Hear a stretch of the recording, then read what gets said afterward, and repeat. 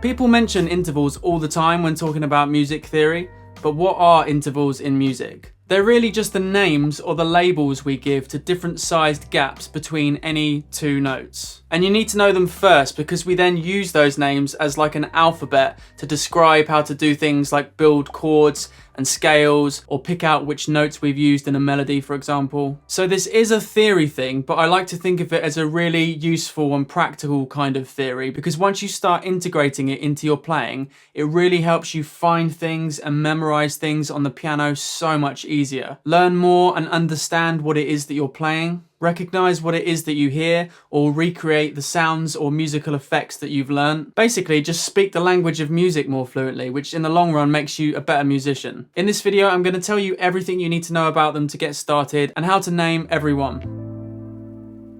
This channel is your guide through developing all the different skills and knowledge you need to become a better piano player and musician. So if that's something you want to do, consider clicking the subscribe button and the notification bell so you don't miss out on anything you need to learn.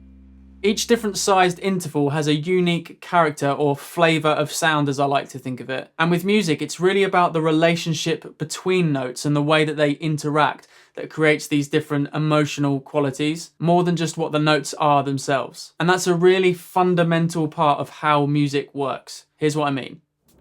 If we start at C, for example, between here and the next C, an octave, the notes are divided up equally, giving us 12 different intervals. Remember, there's nothing different about the black keys, they're just the buttons for the notes. So starting from C, all these other notes are a different distance away from the starting point. And we can measure how big the gap is by counting half steps, which just means moving up to a note right next door.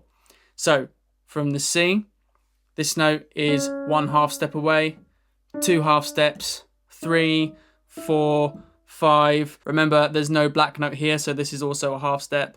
6, 7, 8, 9, 10, 11, 12. So you can just count and describe things that way, but that's not always the most useful system. So we use a number system for the interval names. Those names are something you really need to know, but there's a couple of other concepts too first, so I'll come back to that in a minute. I do have a worksheet available too, linked in the description, with a clear list of all the intervals you need for reference and a reminder of everything you're learning in this video. Each of these different sized gaps or intervals has a different relationship and sounds unique.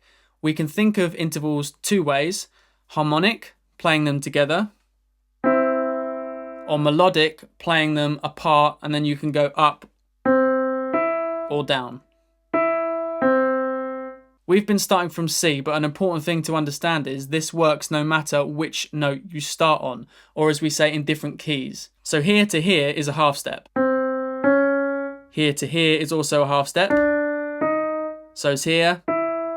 So even though those intervals use different notes and they look like different shapes and they didn't sound identical because they're at different pitches, they are still the same size and they have the same quality. So I could recreate the same melody using them. So that one happens to be used for the Jaws thing. This is the same for any sized interval. This one here, which is 5 half steps, 1, 2, 3, 4, 5, can be used to play Here Comes the Bride. And it's going to sound like that wherever I do it. So from D, 5 half steps, 1, 2, 3, 4, 5. From B flat, 5 half steps, 1, 2, 3, 4, 5. They all look different, but they all sound like Here Comes the Bride, just lower and higher versions.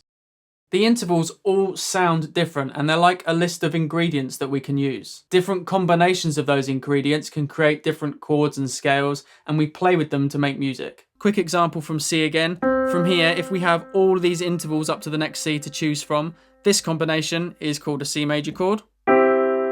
This combination is called a C minor chord. These ones become a C major scale.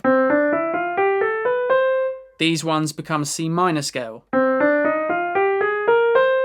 So all they really are is certain selections of intervals. And when you know the names, you can describe any chord or scale in the same way. Like a chef needs to know what their ingredients taste like, which common dishes use which ingredients, and what goes well with what. As musicians, we need to do the same with intervals. You have to learn to find them confidently on the keyboard because the shapes all look different in different keys. Read them if you're a reader, and also really importantly, learn to recognize them by ear. Now they're all large topics for another time, but before you do any of those, you need to know how to label them. These are all the basic labels you need to know and learn. There are other more advanced labels you may come across in the future, but learning those straight away would only complicate things for no real good reason. Along the way, if you can think of any melodies that sound like they start with any of these intervals, then let me know in the comments. So back to C, as it's always the clearest one to work from first. If we just ignore the black keys for a moment, we can number the notes by how many letters away they are.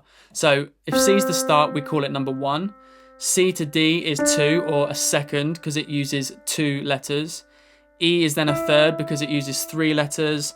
F would be a 4th, 5th, 6th, 7th, and then back at C would be an 8th or octave. So let's bring the black notes back in. Because C was 1 and D was a second, that leaves out this note here. So in music, we actually have 2 versions of a second: minor and major. So when we start from C, D flat would be called a minor second, and then that D would be the major second. We tend to use a lowercase m for minor and an uppercase M for major. This is the same for thirds. So we just got to that D.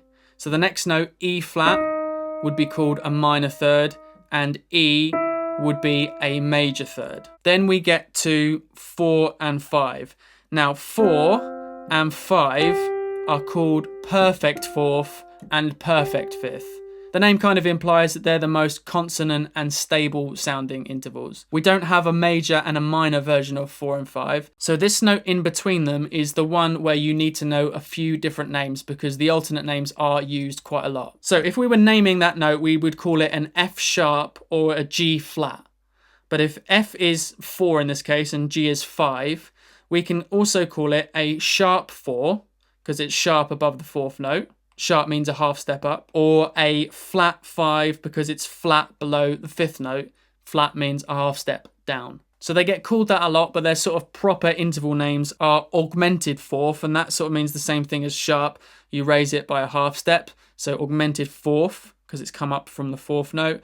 Or diminished 5th because it's come down like flat from the 5th note. So augmented 4th and diminished 5th. This one also gets called a tritone a lot of the time. Tone means the same thing as a whole step. We say tone in the UK, and it's 3 tones away. 1, 2, 3.